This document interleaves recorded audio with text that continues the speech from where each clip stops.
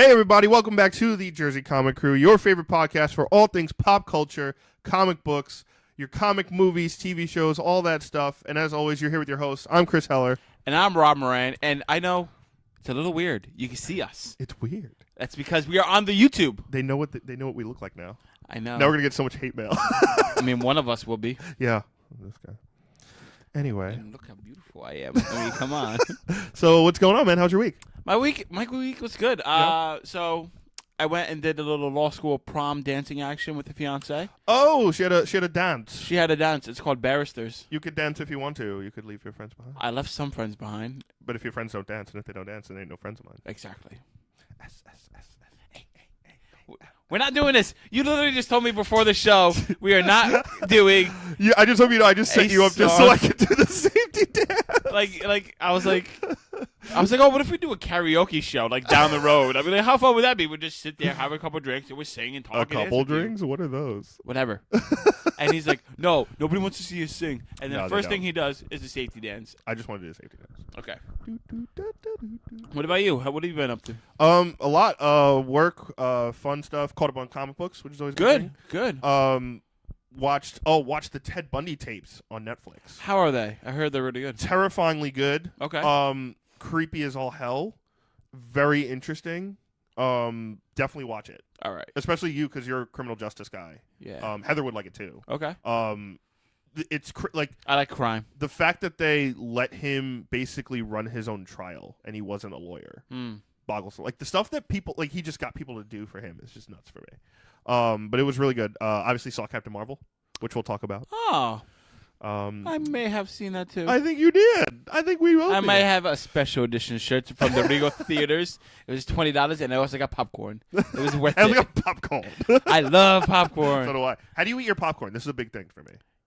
I have a very specific system. Do we want to talk about this now, or do we want to save the popcorn eating discussion for the movie? Let's save it for the movie because then movie guy Ed will be around. That's right. And he hates my popcorn entire run. We're going to have to talk about it. I think it's delicious. But speaking of having to talk about things, we're going to talk about Game of Thrones. Yes. We are going to talk about the Season 8 trailer. We're going to talk about the trailer reaction. Which gave us nothing. But before we... Yes, it did. But before we get into the reaction of the trailer, they dropped a little news that Season 8 is going to have the longest battle in cinematic history. And now, at first listening of this, we like, oh, that's obvious, right? They're going to have to go long in the Battle of the Bastards, right? Yeah. They're going to have to outdo themselves. But when you think about it, it says cinematic history. So that means the longest fight scene ever in any form Movies, of visual TV, media. anything. So now my hype went from here to here. Yeah. I wasn't the biggest Game of Thrones fan. Some of you may know I committed sacrilege. Blasphemy. Like, I skipped a couple of seasons, and then I watched. Like 2. And then I continued on, and I like that I did, and I went back and I watched them. I could just see the people exiting out of the video They're like, right now. thumbs down. Yep. This guy's a mongoloid. I hate him. He has Fucking a nice swamp face. thing over here. Don't worry, I watched it all. But I like this. I'm like, all right, I want to see what the longest cinematic fight scene in history is going to be. Like, now it's not even step aside from how good the show is and how like it's event TV anyway. We all want to watch it. But Yeah, Chris, totally. Now this is going to be like in a Guinness Book of World Records. We're going to see those little people give the Starks, here you go, your whole family's dead, but good job, you did the longest fight. I don't know. I think it's going to be like, to me, all right, so there's 6 episodes left of Game of Thrones. Each are going to be like 7 hours. Each 12 hours plus. No, but is it really? No, the really, runtime? each are going to be over an hour, so average about an hour 15 to an hour and 30 minutes. Okay. So, in my opinion, one of these episodes has to just be The fight scene. like the war between the White Walkers and the humans, Right? whoever's left. And that to me is one full episode. So when I think of like the longest fight scenes, especially cinematic history, I think of like, Braveheart. I think of The Patriot. I think of like these Patriot, massive yeah. war movies like, A Few Good Men, well, kind of, Medal of Honor, stuff like that. D-Day, stuff like that. So like you think of like war films, right? Mhm. Like you think of like the World War II films, Vietnam films, stuff like that. This Makes is going. sense. This is going to make Lord of the Rings, I think, look like a fucking picnic as far as fight scene. Interesting. That's a bold statement. It is because I think you're gonna have. So like Well, here's what we know, though. Lord of the Rings, to be fair, before your point, is more of a story, right, guys? It's more of like that long epic. not necessarily like known for its fight scenes. But continue. Well, yeah, true. It's known for the writing and Yeah. the whole story and the meanings behind it. But I think with Game of Thrones, right, like there's only 2 ways to kill White Walkers that we know of, and that's dragon glass or fire. So Dragon glass is just green fire, right? kind of, yeah, it burns green, but like it's its own weaponry. It's like it's almost like killing a vampire with a stake. That's the way I would think of it. It's like that's what. It's another kills them. killing method. Yeah, Yeah. I get what you're saying. So to me, that means you have like the dragons are going to be a huge part of this, which we also see in the trailer. We see a lot of dragons. Yeah. It kind of centers around the theme of the dragons, right? So, in my opinion, I think we're gonna get dueling dragons, right? Oh, 100%. We got the 2, like the one that's undead now. That's part of the White Walkers. So I think there's gonna be 2 things. Number one, I think this fight has to obviously involve around the dragons and fire, and they're gonna spend a buttload of money on CGI, and they're gonna. Isn't this season called Fire and Ice, or was that last season? I don't know. It might have been. No, I think this is the season. Well, this is the season where they had the teaser trailer that was Fire and Ice. Oh, maybe that's what I'm getting confused with. Let us know in the comments below if I'm right or not. Yeah, totally. So, and then that also would lead to the fact that the White Walker King, I think he's going to be key as far as like, because think about it, like, remember the fight beyond the wall where Jon Snow and them took down a bunch of White Walkers, yes. and then he raises his hands with that badass like "fuck you, your move," and raises everybody from the dead. Yeah, it was great. I think it's going to be like you have to get to the White Walker the king, and once you kill the king, everyone's dead. Okay. But to get to like in vampire movies where you kill Dracula. Exactly. But to get to him is almost impossible. Here's my question. So there's been a lot of theories that Bran is the White Walker King. Do you? No. You don't believe that? No. Okay. I don't. So, I don't think so at all. I think Bran is kind of his own thing. I think we spent so much time in the show on the Three-Eyed Raven and the trees and kind of the listening part aspects, and Bran kind of running from this place to this place to learn more about that aspect. Okay. I think we've seen Bran try to connect to the White Walker a couple times and try to in and out of like visions and stuff, and try to figure out what his origin was, and he can't really do that yet because he's not as powerful. I don't think he's the White Walker. So, I mean, I always like that idea, just because Game of Thrones is all you guys know. Like, it's huge for its conspiracy. It's like that in Star Wars. So people come up with these fan theories that are like that. That's part of what made the show fun for me, Chris. Yeah. But let's go into the trailer 8. Looked really cool. Yeah. But like you said, nothing happened, and I don't think I'm going to see anything from it. I'm okay with it. We get to see. I mean, a couple things we do see though. The dragons. The dragons. First scene is Arya, looks like in the catacombs of Winterfell, right? Running from some body or something. Could be a White Walker. Could be another person trying to kill her. What if the White Walker King raises back Ned Stark?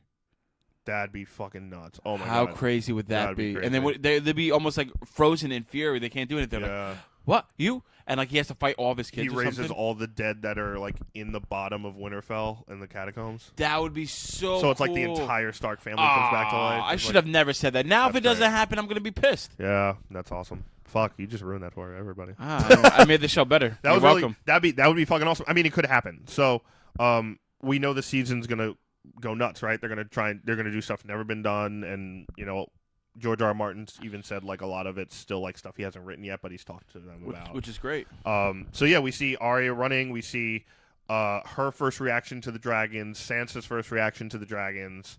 We see basically all the characters. I think Jaime has the greatest line. You don't see him say it, but you hear his voice, and he says, "I'm on the side of the living," which to me is a conversation between him and Cersei about like, well, whose side are you on, blah, blah, blah. And he's like, I'm on the side of the living because we can't afford to fight each other exactly with that there. I think one of the most powerful shots is Cersei taking the sip of wine and actually seeing her afraid for the first time. That was nice. Where she's kind of like shaking and like uneasy. The Mountain and the Hound. Which I feel like the brothers are gonna have to beat the shit out of each other, which is great. Which is not awesome. us, Mike. Relax. Yeah, not Mike. All right. But I think that's gonna be really cool. I'm very excited for the season. It's bittersweet. I almost don't want it to happen because it'll end, but I also cannot wait to see this. I mean, it's gonna be great for history's sake, right? Oh, totally.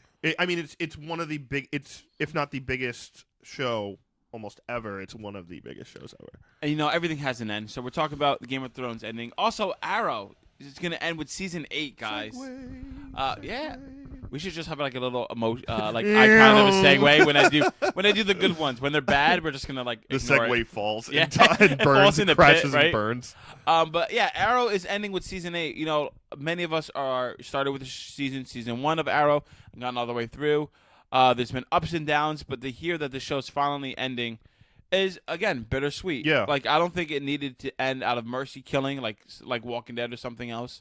I felt like Dead mercy killing. I felt like, there's different things they could have done with the show and could grow. And, like, it's strange to know, like, the show is on 8 seasons. Yeah. And I still feel like there's so much more we could do with this character. I agree. Like they're just hitting their stride. And I'm like, oh, because we're just used to comics. Like, all right, these TV shows are like, all right, so another issue of a comic's coming out, and they never end, and we're kind of getting used to that, and they tricked us because now it's ending. Well, I think it's more of like there's so much more we could have done because they stopped focusing on Oliver Queen for a lot of it, and they started adding all these characters, and they took a lot of the Green Arrow, like, I'm a Robin Hood solo act out of the equation of the show. Yeah. Arguably, you could, like, they've proven their best seasons are when it's like him, Diggle, and Felicity, and that's it. Like, those first couple seasons are the best seasons. I still like the recent seasons because we see him as he has developed, because he's not the same person when he once began. But I agree with you. That's good, but like everyone else, like to me, it's just a waste of airtime. You know what I mean? Like, I don't really care about most the whole fact that they killed off Katie Cassidy as Black Canary and brought her Earth 2 thing back is ridiculous to me. I'm annoyed with that. It's still ridiculous to me. I think it needed to end. Okay. I think it's time because they wrote themselves in the corner. I think so, and I think they wrote themselves into a corner where it's like, shit, like, we can't really go back. What do we do? And I think this is kind of what they had to do. So they're gonna have 10 episodes next season 8. Yes. So it will end after the next crossover event. So it's probably going to be the last. Obviously, it's the last one for Arrow. Yeah. And this is Crisis on Infinite Earths. And now we're going to give you real quick what we think. So if you don't want to listen to this, skip ahead like 20 seconds. Maybe 40 seconds. Maybe maybe a minute. Let's do a good minute. All right. I think, and I think you're going to have the same opinion. Mm-hmm. Arrow is making the sacrifice play. Yeah. Like in the comics, Barry Allen dies. Yeah. Like you told me and you told our fans, and I've read. Well, really, you told me first.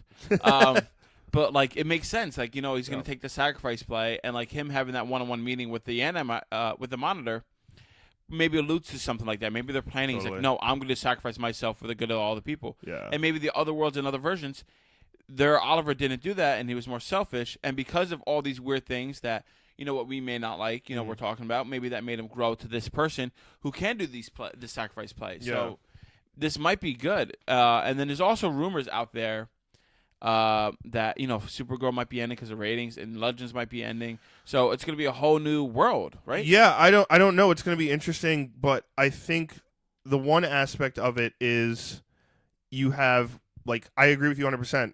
The 10 episodes, in my opinion, are going to start with everyone else, and it will end when Crisis starts. Like, Arrow's last episode will be done right, like, the episode before the Crisis crossover. Okay. You know what I mean? So then when the crossover comes, I agree, Green Arrow will die, and that's technically the end of his show. Yeah. That's the only way I could think of it happening. I also think, Stephen Amell has been awesome. He's been great as Green Arrow. He wants to go into big movies. I think he wants to do new things too. I mean, he's been doing this role for 8 years, right? Yeah. It's some of it, I guess, has been easier for him, where he's not as much airtime as everyone else, because they have so many characters. He doesn't have to carry the whole show on his back. Exactly, but it's still about television. It's like 20-something episodes a season. Yeah, exactly. It's a lot of the strain on the body. Yeah, totally. So, but I'm sure he wants to do a bunch of new stuff. And again, the creators, like I said, kind of possibly wrote them into a corner. I can't really see an avenue where they were like, hey, we could get Vortigern into here. We could do, again, they've been doing the Archers, the longbow hunters, and not the real longbow hunters. We haven't seen them. Yeah. So what's the point? So it's one of those things where I think they wait, aren't the longbow hunters just Diaz's men? They were, but we haven't seen that morph into hey, they were controlling this, or actually, this is actually an issue. It kind of just was we mentioned them. Mentioned them. Yeah. It wasn't anything else. It was all right. Kind of like what Gotham does to all the villains. Exactly. So I think it's time. But yeah, I think it's time, and they're able to go out in their own accord. So we're gonna have new eras with everything. So we were speaking about new beginnings with Arrow and the whole DC landscape. We got to talk about in the DC movie world, New Yeah. Beginnings, we saw Shazam has a second trailer, right? Showed a lot more stuff. Showed a lot more stuff. I'm loving it even more. Okay. To see him interact with the villain was great. Trying to see him fly. He's like trying to leave a building in a single bound. He jumps up and he lands Superman flat. line. Yep, he lands right in the building. Right through the building, people scream. Like it just has this whimsy to it. Like, Yeah. I love it. It's just comical. It's great. Like it gets that spirit of him becoming who he is. Yeah. And the villain looks good. He looks strong. He looks dangerous. Dr. Savannah. I like it. Like he tried to pick up chicks with a beer and everything. It was fun. Yeah, I think it's going to be like it's going to be fun. It's going to be really funny. It's going to be way more lighthearted than any DC. That's a key word, lighthearted.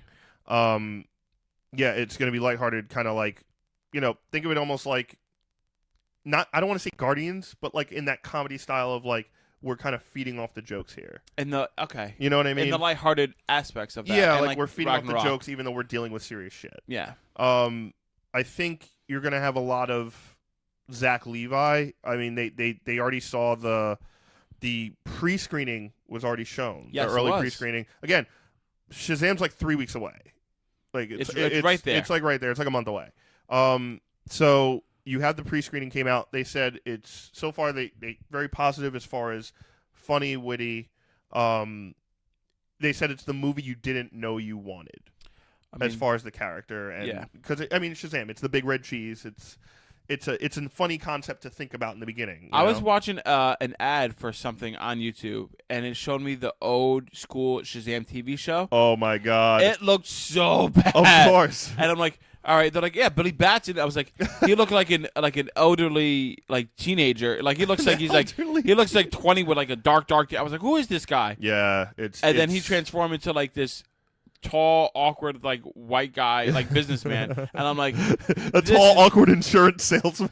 Yeah, he's a Panther shirt salesman, goes door to door, and then on the side he sells like a Hoover to your mom. Yeah, and exactly. I'm like, this is Shazam, and then that's what it was back then. I understand. I mean, do you remember they had the original Captain America?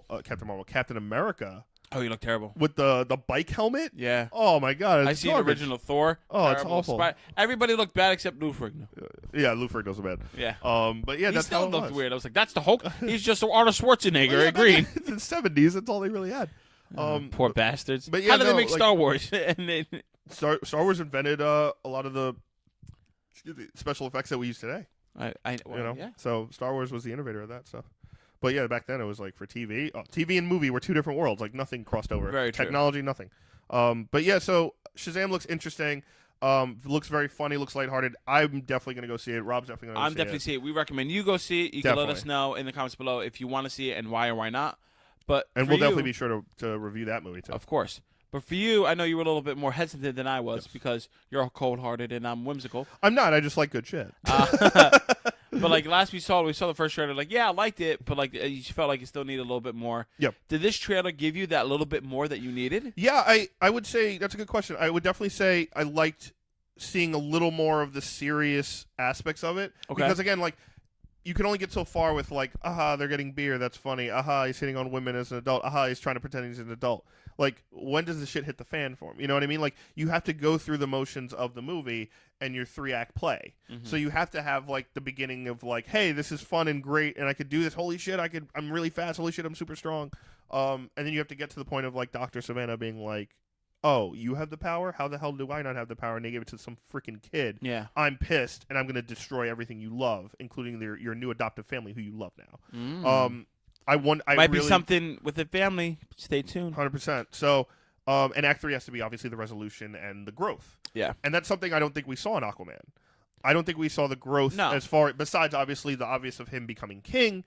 There wasn't really any personal growth as far as the character. He didn't really have to change anything about himself. He was just going through the motions and like saving people. He's like, all right, maybe I need to be more responsible. That might be the only growth I could give him. I still love Aquaman. I was one of my favorite movies. I still think Aquaman was a very good, solid movie.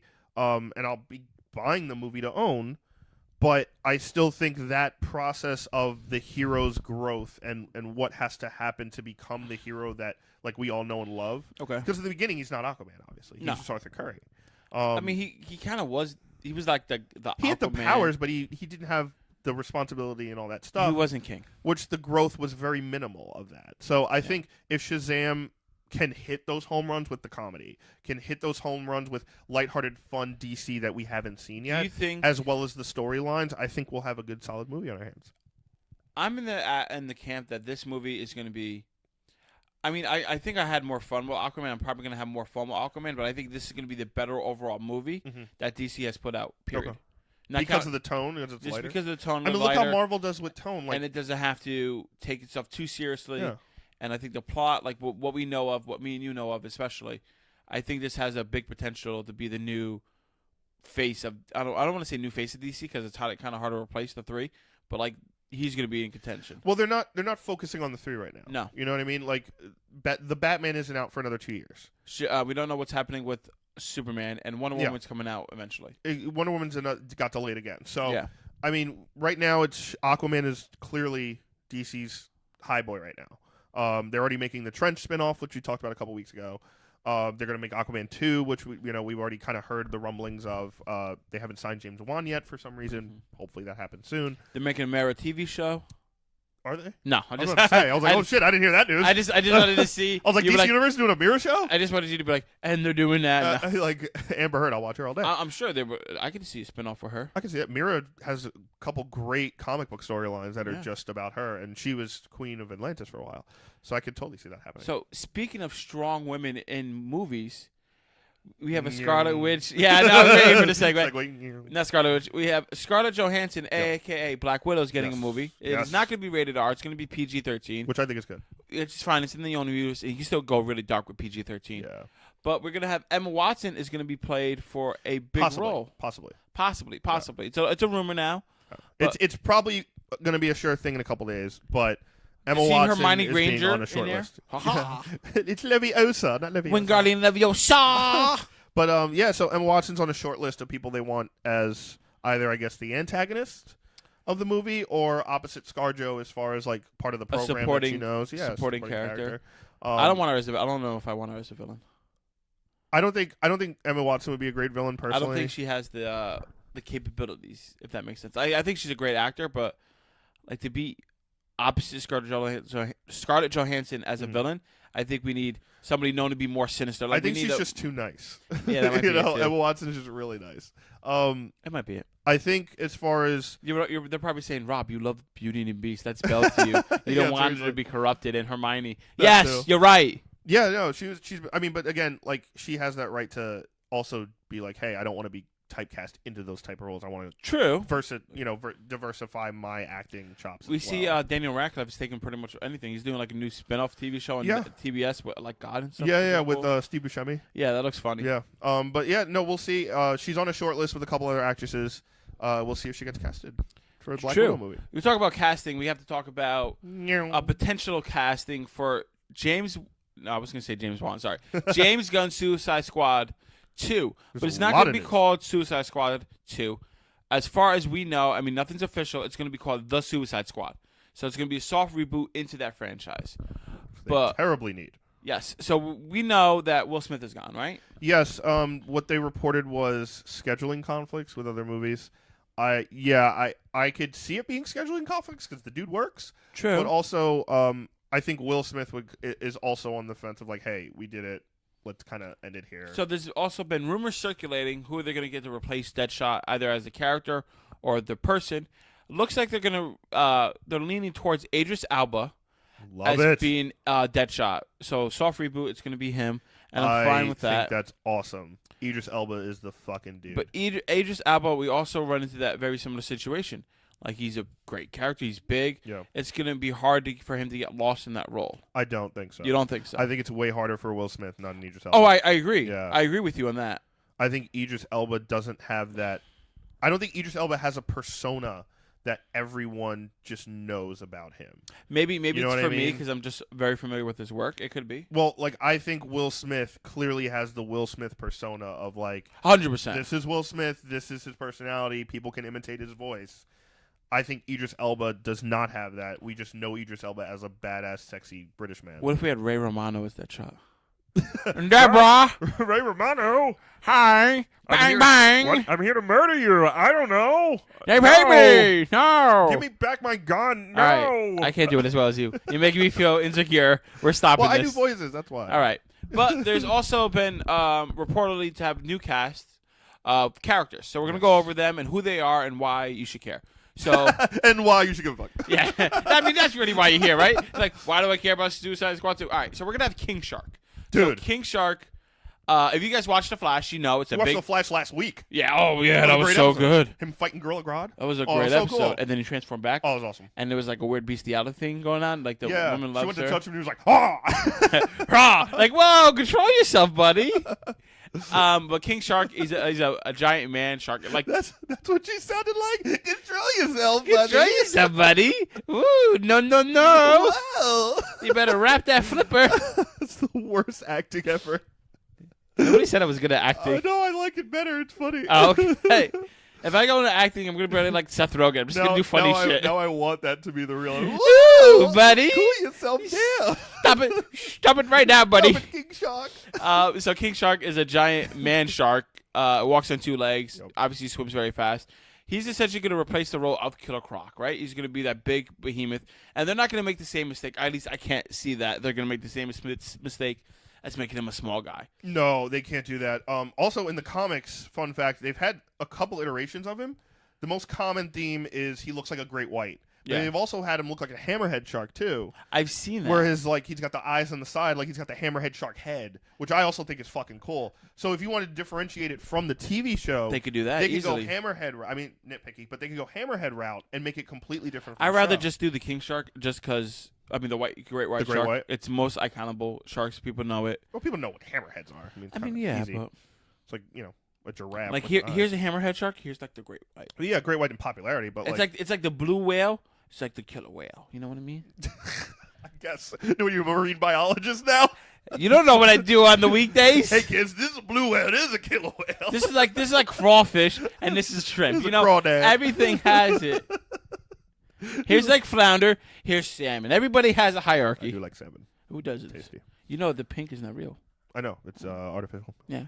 Yeah, We're like all you, gonna didn't die think, with you chemicals. guys didn't think you get like fish Fun facts today. Fun facts. It's fun facts. All right, so we're gonna talk about some more characters. We're gonna get the polka dot man. Polka dot man. So he has polka dots in him.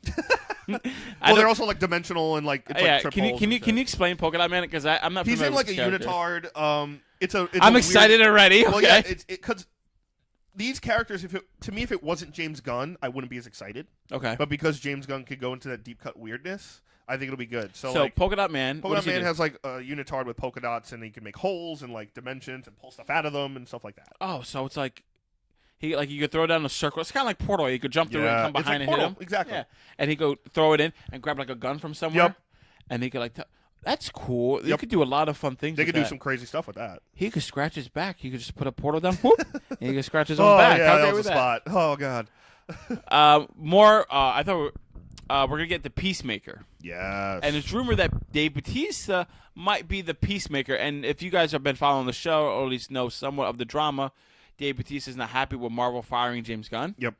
And Dave Bautista, loves James Gunn. Kind of gave him that first shot into being into this world. So I'd be cool if Dave Bautista goes with him. But the Peacemaker, why don't you explain to us a little bit about the Peacemaker? Yeah, Peacemaker is kind of like It's not the heart thing, right? With the No, lung? not a pacemaker. Oh. It's different. I'm a marine biologist. I am not a heart doctor today. I'm sorry. I left that costume at home. I love the costume. So Peacemaker is kind of like a lighter version of Punisher. Okay. Like you said, Batista's very close to James Gunn. I can clearly see him being this kind of an eccentric character, D-list character in the DC universe. So we'll see what they do to it. They kind of changed up, like Drax. They changed up, made him a little more humorous. Yeah. For Marvel, Peacemaker, they might do A little same, darker. or a little darker, and go deeper into like his mental kind of health. And Harley Quinn, as far as we know, is still in this, right? Yeah, as far as we know, Margot Robbie's Harley's the only one still attached. Okay. But yeah, I'm And Amanda Waller. and Amanda Waller. Yeah, so I personally am most excited for Polka Dot Man. Polka Dot Man would be cool. I really want to see Polka Dot Man. I'm actually personally most excited for Idris Elba as Deadshot. I think that's badass. Well, that's rumored. That's not confirmed. If he is confirmed as Deadshot, that would be what I'm most excited for, and King Shark. King Shark would be dope. Yeah. But Polka Dot Man sounds fun. Polka Dot Man's going to be cool. He has to be It's going to be funny. able to do really Right? weird He stuff. has to be like the big comedy guy right there, right? Yeah, because, like, I mean, they had that chance with Captain Boomerang and screwed it. Would you? I want Captain Boomerang to come back. I don't, because they screwed it. Okay. Yeah. But that's just me. Well, that wraps up the news and updates portion of our show, Chris. Woo! So thank you all for listening. Make sure you give a like, a comment, subscribe, and tell your friends about the show. This is our first time on YouTube, so thank you all for tuning in. If you want to listen to the audio version of this, you absolutely can. You can head over to iTunes or Spotify or Podbean and listen to us, right? Yep. Everywhere. We're going to put a link down in the description below of our social medias. You can give us a follow there, continue the conversation. We have Twitter, we have Facebook, and Instagram. We're probably most active on Instagram. And as always, I'm Rob Moran. And I'm Chris Heller. And don't worry, in a couple of days, we're going to get back to the nitty-gritty of comic books and talk about some crazy things. So we'll see you then. Bye.